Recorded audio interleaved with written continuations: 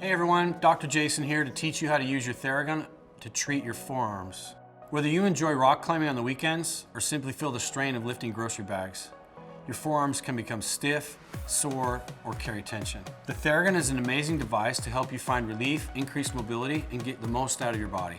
So here's what you're gonna do. Step 1, pick your attachment.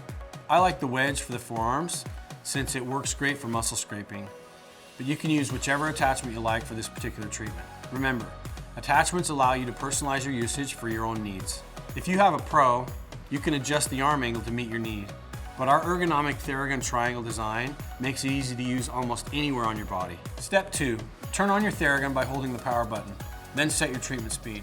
Remember to always turn it on before applying it to your body. Now determine which grip will feel the most natural while treating your forearms. I recommend the reverse grip because it feels the most comfortable for me and places the least amount of strain on my shoulder, elbow, and wrist. Step 3, now for the fun part, using your Theragun. If you're using your Theragun to activate or warm up your forearms, we recommend the following protocol.